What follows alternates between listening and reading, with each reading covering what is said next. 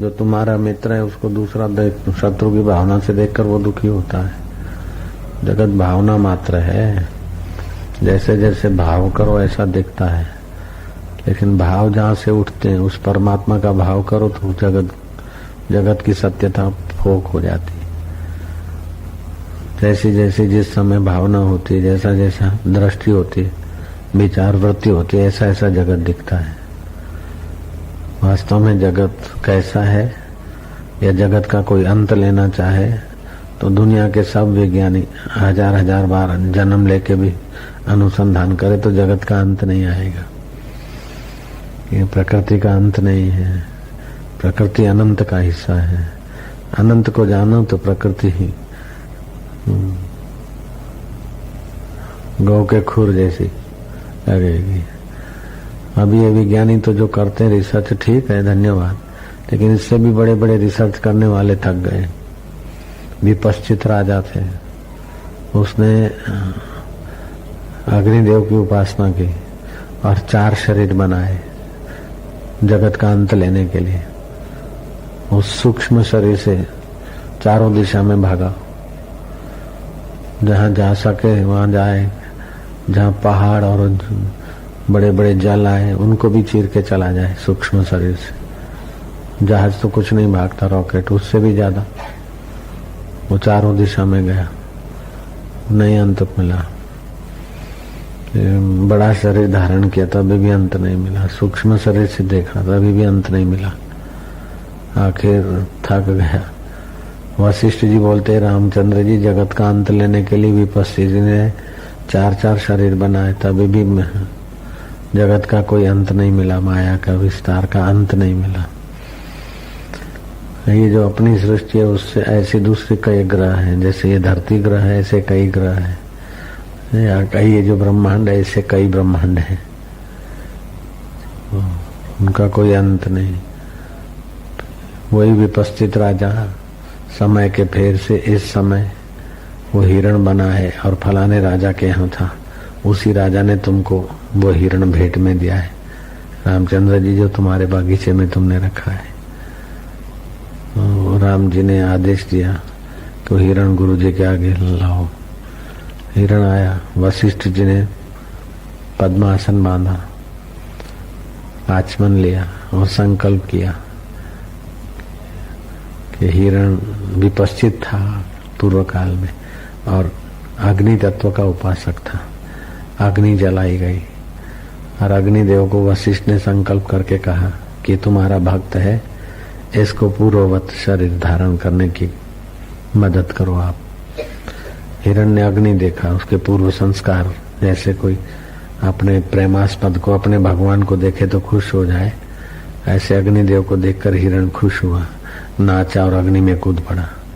उसका शरीर वहां लीन हो गया और उसका सूक्ष्म शरीर जो था राजा विपश्चित के रूप में योग बल से वशिष्ठ ने प्रकट करवा दिया। दशरथ राजा ने उसको अपने पास सिंहासन पे बिठाया। तब विपश्चित ने कहा, मैं पूर्व काल की स्मृति है वशिष्ठ महाराज की कृपा से, मैं राजा विपश्चित था और जगत का अंत जानने के लिए मैंने उपासना की थी और मैंने 4 शरीर पाए थे। और बड़ा विस्तार से योग वशिष्ठ में वर्णन है। दूसरा वर्णन है लीलावती और राजा पद्म का। तो लीलावती और राजा पद्म, उनका बड़ा स्नेह था। लीलावती ने ब्राह्मणों से उपाय पूछा कि कुछ भी हो, मेरा पति मेरे को छोड़ के न जाए, कभी मरे नहीं, ऐसा कोई उपाय बताओ। ब्राह्मणों ने 13 महीने का पयोव्रत और सरस्वती की आराधना की विधि बताई। 3 दिन में एक बार भोजन करे, बाकी का वो विधिवत सरस्वती का अनुष्ठान करती। माँ सरस्वती प्रकट हो गई, माँ से वरदान मांगा कि मेरा पति कभी मेरे को छोड़ के न जाए और मरे नहीं। बोले अमर तो कोई है नहीं, लेकिन मरेगा तो इसी ब्रह्मांड में रहेगा, इसी मंडल में रहेगा, और तू जब मेरे को याद करेगी तब मैं तेरे को दर्शन दूंगी। समय पाकर वो राजा पद्म को युद्ध में जाना पड़ा। और वो युद्ध में मर गया। पति के मृतक होने के समाचार सुनकर वो मूर्छित हो गई, खूब रोई। उसका शव मंगवा के रखा, ढका, विलाप करने लगी। दासियां उसको समझाती लेकिन मूर्छित हो जाती। फिर माँ सरस्वती की याद आई तो सरस्वती प्रकट हुई, लेकिन सरस्वती को देखकर फिर अपने पति को देखकर फिर मूर्छित हो गई। फिर सरस्वती प्रकट होकर उसको सांत्वना बंधाई, बोले चल तेरे पति को मैं तेरे से मिला देती हूँ, मेरे पीछे पीछे आ।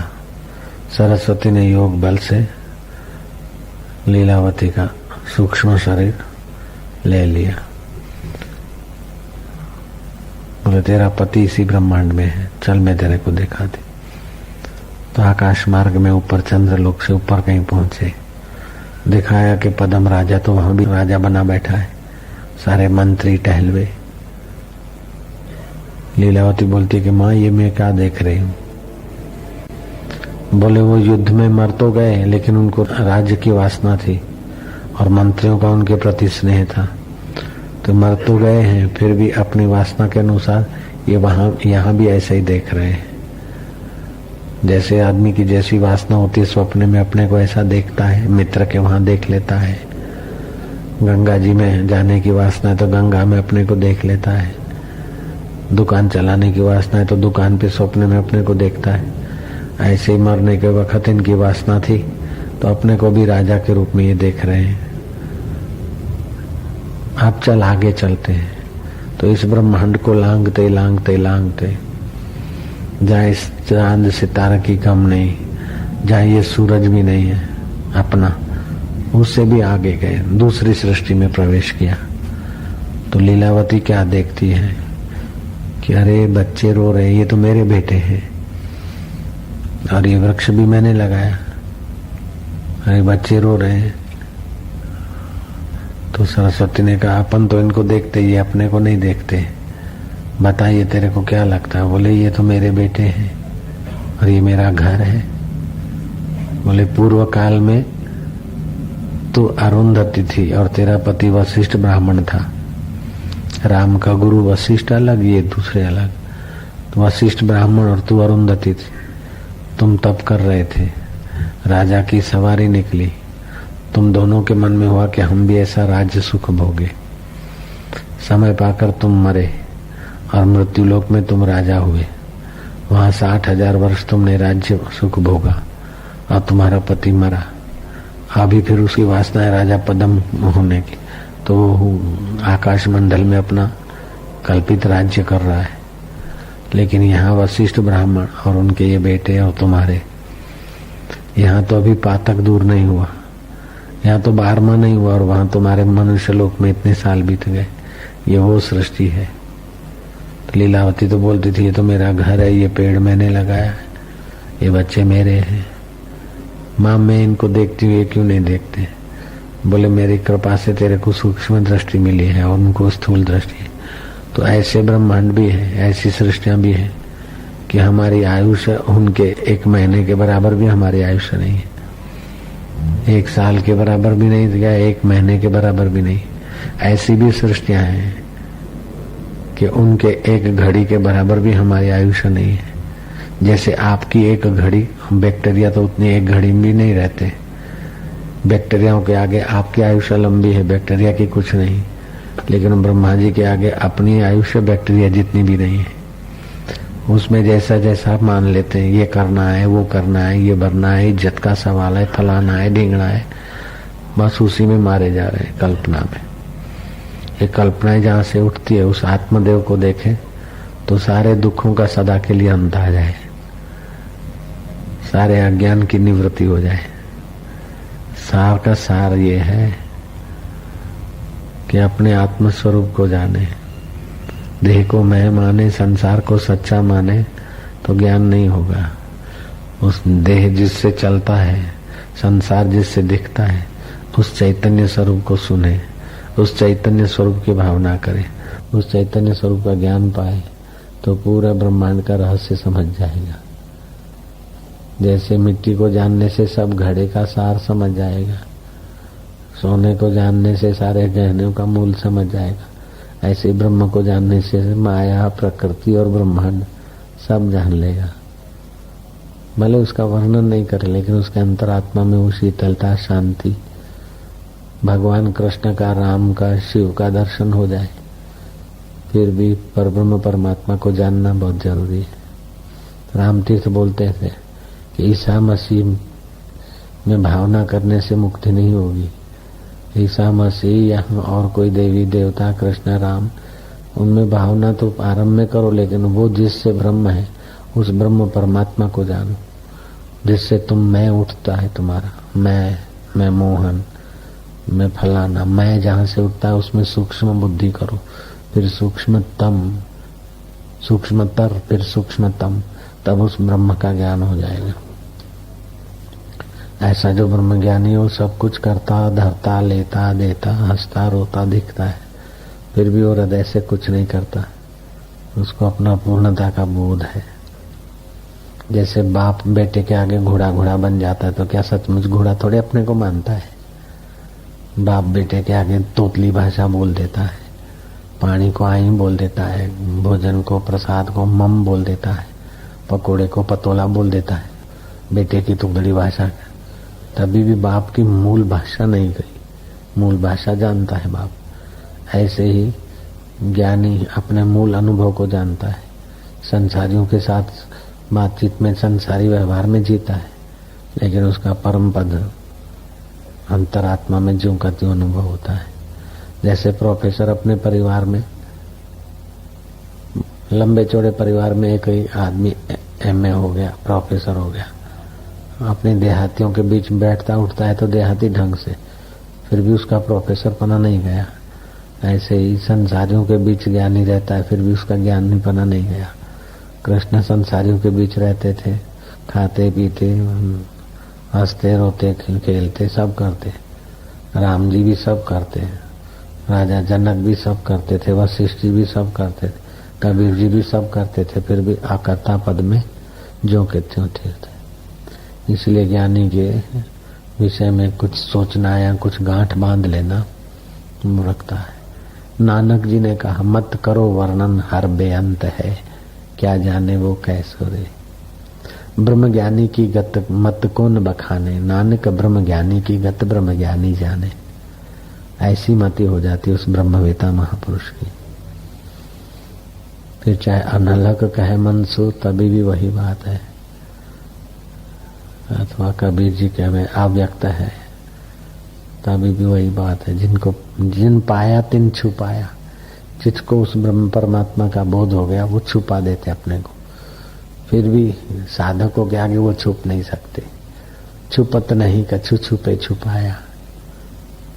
जैसे धनाढ़ आदमी धन पाकर छुपा देता है, ऐसे ज्ञानी ज्ञान का अनुभव पाके छुपा देता है, क्योंकि सब लोग समझ नहीं पाएंगे। फिर भी सतपात्र के आगे कभी कभी उसका वो, जैसे भोजन किया तो उसकी ओड़कार आ जाती, तभी कभी कभी ज्ञानी अपने अनुभव को जरा प्रकट कर लेते हैं। नहीं तो फिर वो भगवान है, विठ्ठल है, उसकी दया हो गई, होता उन्हीं का आशीर्वाद, संकल्प बोले भगवान की दया हुई, फलाना ये होगा, ऐसे करके जैसे अज्ञानी भाषा वापरते ऐसी करते।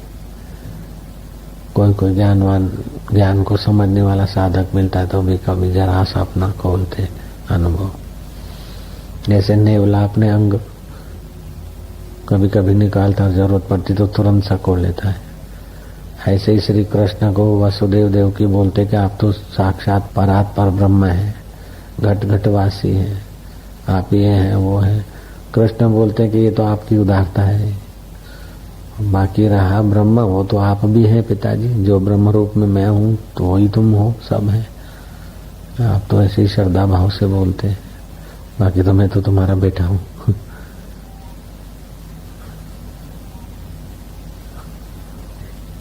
तो ज्ञानी पिता का रोल भी अदा करते, पुत्र पिता के आगे पुत्र बन जाते, माँ के आगे बेटा बन जाते, पत्नी के आगे पति बनते हुए दिखते, शिष्यों के आगे गुरु बनते हुए दिखते।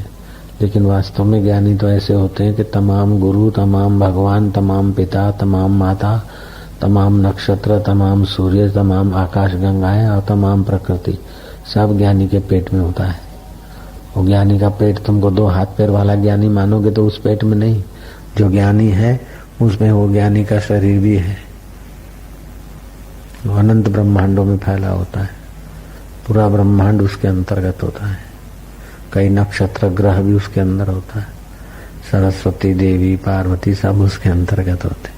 ब्रह्मा विष्णु महेश का पद भी उसके अंतर्गत होता है। ब्रह्मा विष्णु महेश का लोक भी ज्ञानी के अंतर्गत होता है। आकाश को वो ढांपा हुआ है, ऐसा वो ब्रह्मवेत्ता होता है। आकाश तो सबको ढांपा हुआ है, लेकिन ब्रह्म परमात्मा आकाश को भी ढांपा हुआ है, ऐसा ज्ञानियों का अनुभव होता है। एक बार अनुभव करेगा तो सारे रहस्य खुल जाएंगे। ज्ञानी को फिर कुछ विशेष पाना, भगवान को पाना, मुक्ति को पाना, ये कुछ नहीं रहता। जैसी जगत में भावना करता है ऐसा जगत दिखता है। दुख की भावना करता है, इंद्रिय विषय विकारों में फंसता है, दुखाकार वृत्ति पैदा होती तो अपने को दुखी मानता है, सुखाकार वृत्ति भाव पैदा होता है तो अपने को सुखी मानता है।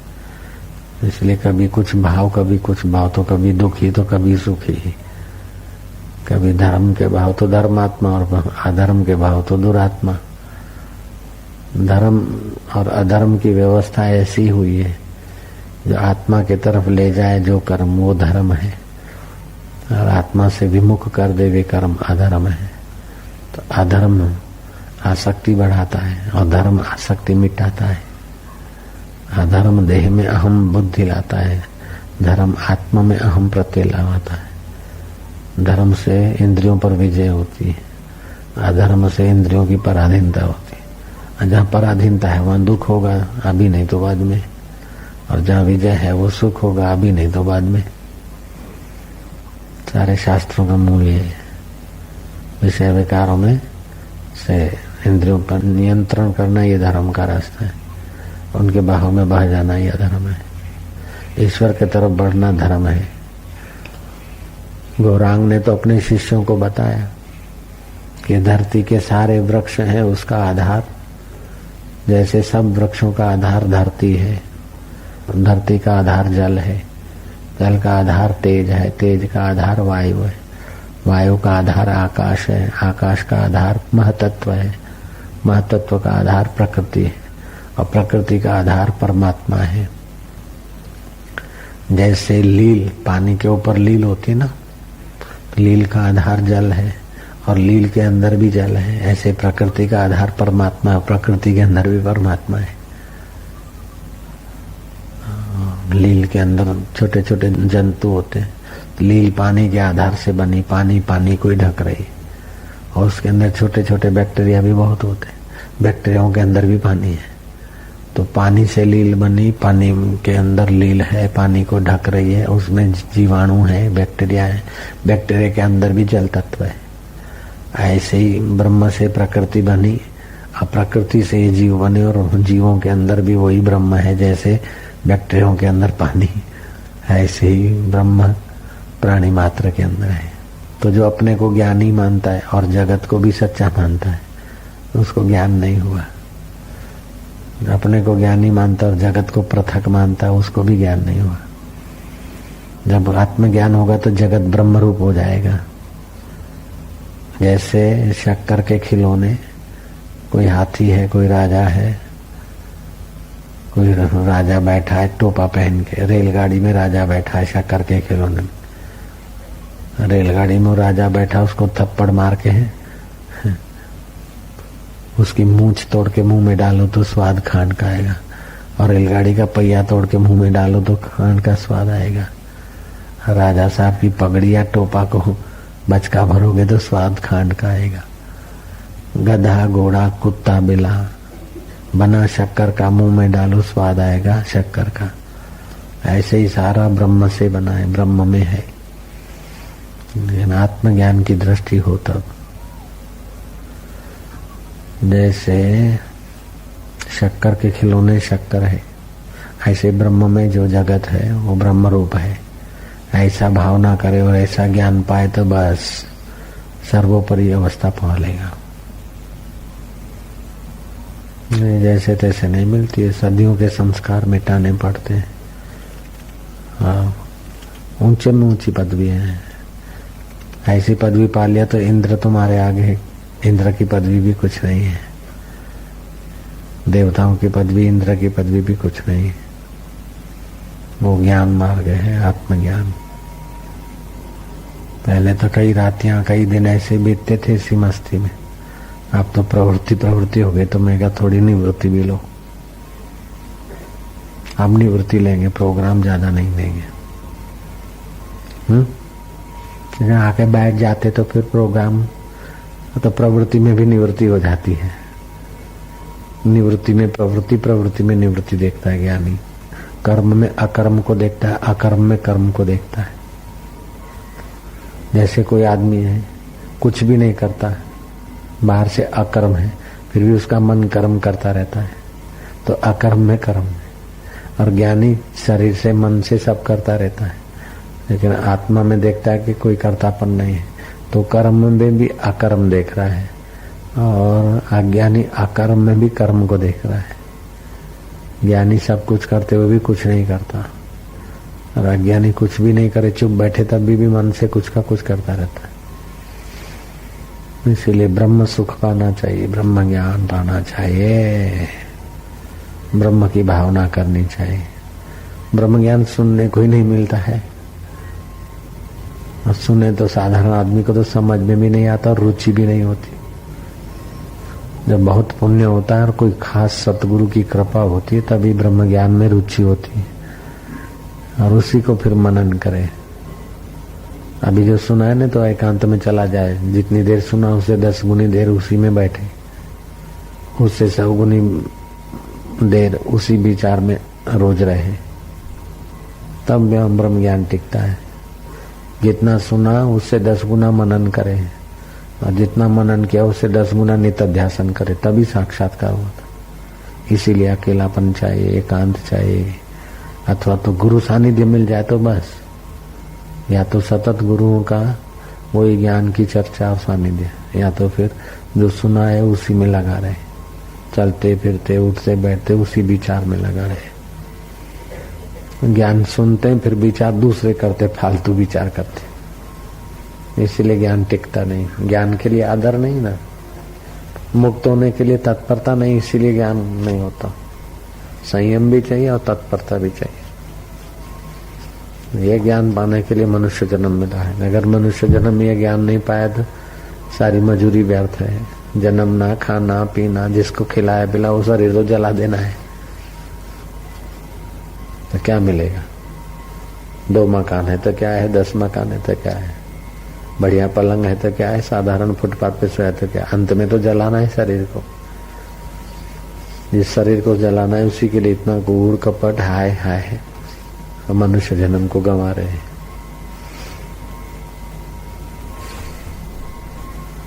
बहुत ऊंची बात है ये तो सुनना भी आश्चर्य। श्रोता कुशलोश्च वक्ता, इस ब्रह्म ज्ञान को सुनने वाला श्रोता भी आश्चर्यकारक है, वक्ता भी महाकुशल। यमराज वक्ता हुए और नचिकेता श्रोता बने। यमराज बोलते राज्य मांग ले, बोले राज्य भोगूंगा तो अंत में तो छोड़ना पड़ेगा, छोटा राज्य होगा तो दूसरे राजा दबाएंगे, दुखी होऊंगा। बोले बड़ा राज देंगे, दूसरा राजा तुमको नहीं दबाए। बोले बड़ा राज्य मिल गया तो फिर क्या, रानियों का स्वभाव अच्छा नहीं होगा तभी भी दुख होगा। बोले रानियां भी अच्छी मिलेगी। बोले बेटा नहीं होगा तभी भी दुख होगा। बोले बेटा भी होगा। बोले बेटे होंगे और बेटे बदमाश हो गए तभी भी दुख होगा। बोले बेटे भी अच्छे होंगे, चलो ऐसा वरदान देता हूँ। बोले अच्छे बेटे हुए लेकिन उनको अच्छी बहुएं नहीं मिली तभी भी दुख होगा। बोले बहुएं भी अच्छी मिलेगी, चलो। बोले तो मैं बीमार हो जाऊंगा तब भी दुख होगा। बोले तुम भी निरोग रहोगे, ऐसा वरदान ले लो। बोले मैं निरोग रहूंगा, बेटे बेटियां बहुएं सब अच्छी रहेगी। और फिर एकाएक मर गया तो फिर वो भटकना पड़ेगा। बोले एकाएक नहीं मरोगे, 100 साल तुम राज्य भोगोगे। बोले 10-5 साल कुर्सी मिलती है, यहाँ कोई चीज मिलती है तो छूटती है तो परेशानी होती है, तो 100 साल जो राज्य भोगूंगा फिर मरूंगा तो कितनी परेशानी होगी, कितनी आसक्ति मिलेगी। 6-12 महीने वाला मित्र टूटता है तब भी दुख होता है, 6-12 महीने वाली कोई पोस्ट मिलती और छूट जाती तभी दुख होता है, तो जब 100 साल भोगूंगा तभी भी छूटेगी, तो फिर तो दुख भोगना पड़ेगा। इसलिए हमको तो ब्रह्म ज्ञान तो ताकि एक बार पाले तो फिर कभी दुख होगा ही नहीं। तो बोले ये तो आश्चर्यकारक है ब्रह्म ज्ञान, इसको मत पूछो और कुछ पूछ लो। बोले आश्चर्यकारक है, आप जैसे वक्ता है और मेरे जैसा श्रोता, इतना तुम दे रहे सबको मैं तुच्छ मानता हूँ, तो मेरे जैसा श्रोता और आप जैसा महापुरुष मिले तो ब्रह्म ज्ञान ही तो मिले, और क्या चाहिए। तो यमराज प्रसन्न हुए और नचिकेता को ब्रह्म ज्ञान दिया। ये वो चीज है, यह ब्रह्म ज्ञान, सच्चाई से ईश्वर को ही पाना है, ये पक्का करे, रोज दृढ़ संकल्प करे कि पाना है तो ब्रह्म ज्ञान ही पाना है। पाना है तो ऐसा पाए कि फिर कभी पतन न हो, पाए तो ऐसा पाए कि दोबारा मार के गर्भ में न लटके, पाए तो ऐसा पाए कि कभी कोई पतन न हो। ब्रह्म ज्ञान पाने के बाद कभी पतन नहीं होता, कोई पाप उसे गिरा नहीं सकता और कोई पुण्य उसको ऊपर नहीं उठा सकता। वैसी जगह पर उसका अनुभव होता है महापुरुष का। कृष्ण की वाह वाह हो रही तभी भी कृष्ण वही है, और कृष्ण को तीर लगा शरीर छोड़ रहे तभी भी कृष्ण वही है आत्मा में। ये ऐसा ब्रह्म ज्ञान है।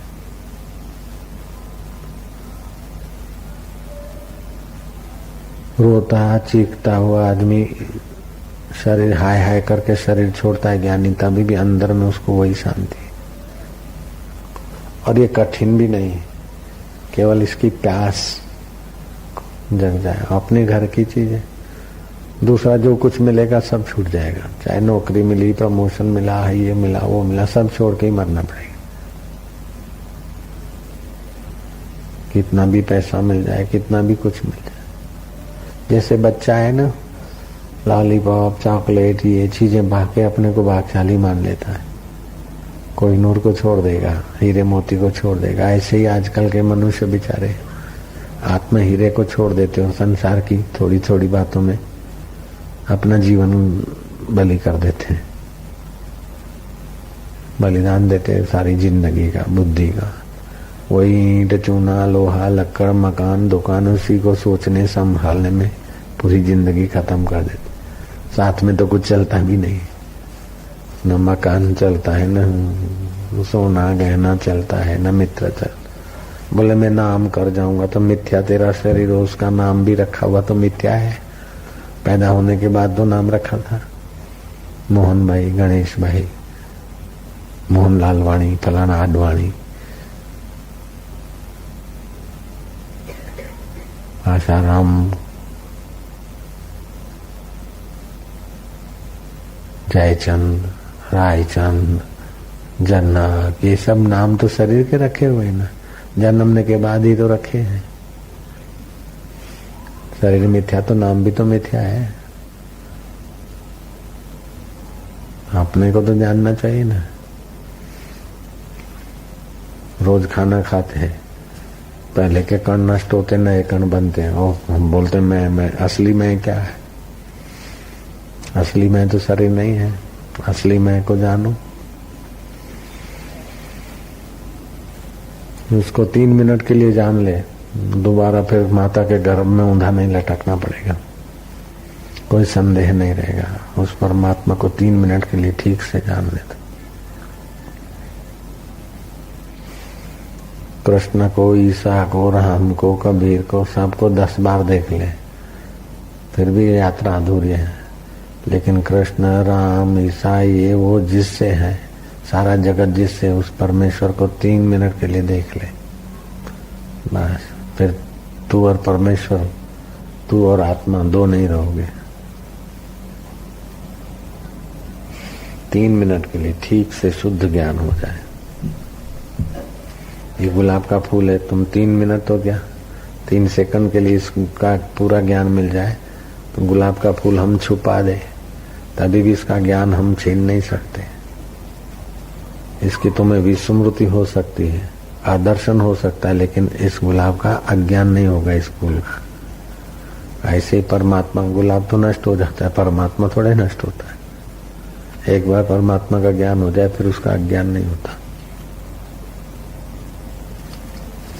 विस्मृति में जरा विक्षेप हो जाएगा, तुरंत स्मृति करेगा। मन दुखी हो गया तो स्मृति तो करेगा उसी की। एक बार जो पूरा सुख मिल गया फिर व्यवहार में तो कभी भी स्मृति हो जाएगी तो दुख आएगा, तुरंत मन उधर चला जाएगा।